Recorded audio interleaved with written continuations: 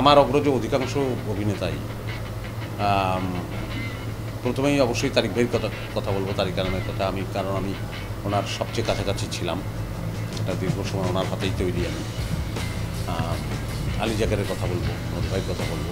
আমার ভীষণ ভীষণ ভীষণ পছন্দের অভিনেতা বাংলাদেশের আবুল হায়াত,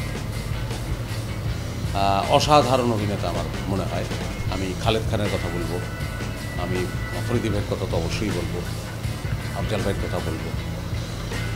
তো আমাদের অগ্রজ যারা আছেন, বাবু ভাই, ফজলুর রহমান বাবু ভাই, অগ্রজ যারা আছেন সকলেই তো আসলে একটা চর্চার মধ্য দিয়ে তৈরি, এবং চর্চার তৈরি হওয়ার জন্যই তারা চর্চা করেছেন তা না, তারা আসলে চর্চা করতেই তাদের ভালো লাগতো। আমি খুব বেশি একটা গোছানো মানুষ না, এটা একটা সমস্যা।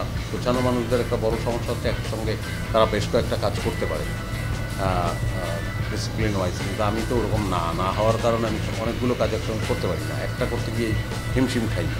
মানে টাইম ম্যানেজমেন্টটা আমার ভালো না, বাট আমি চাই যে একটা করতে। ক্যারামকে আমার খুব অনেক আগের কাজ মনে হয় না, মনে হয় সেদিন করলাম আর কি, যদিও অনেক দিন হয়ে গেছে, কিন্তু সময়টা অসাধারণ সময়, দারুণ সময়। এবং ওই কাজটা যে এমনভাবে ক্লিক করবে এটা আমার ভাবনার বাইরেই ছিল। তখন সবাই, বিশেষ করে সরওয়ার ভাই এবং টিমের সবাই এত বেশি আন্তরিক হয়ে, এত বেশি মনে হচ্ছে যে একটা সবাই মিলে একটা সৌধ নির্মাণ করছি, সেরকম একটা অ্যাটিটিউড থেকে কাজ করা। সেইভাবে এখনও যদি কাজ হতো, হয় না যে তা না, খুব কম হয়, কিন্তু সেইভাবে সেই অ্যাটিটিউড থেকে অনেক কাজ হলে ভালো। আমরা অমুককে দিয়ে নগদ খুব লাভ পাচ্ছি, কিন্তু আমার তো ইন দ্য লং রান একজন আবুল হায়াত যখন অভিনয় করেন, উনি তো শুধু অভিনয়ই করেন না, ওনাকে দেখে আরও 5টা শিল্পী তৈরিও হয়।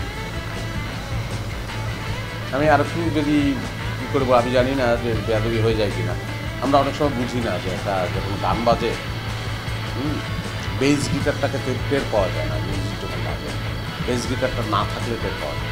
যারা আমাকে এমন ভালোবাসেন তাদের প্রতি তো আমি কৃতজ্ঞ, অবশ্যই কৃতজ্ঞ। আমি মনে করি না যে আমি খুব বিশেষ কিছু এরকম মনে করতে আমার ভালো লাগে না, আমি উপভোগ করি না সেটা, কিন্তু তারা ভালোবেসেই বলে। আর ভালোবাসার মধ্যে তো একটু অতি আবেগ থাকবেই, সেই অতি আবেগের প্রতি আমার শ্রদ্ধা।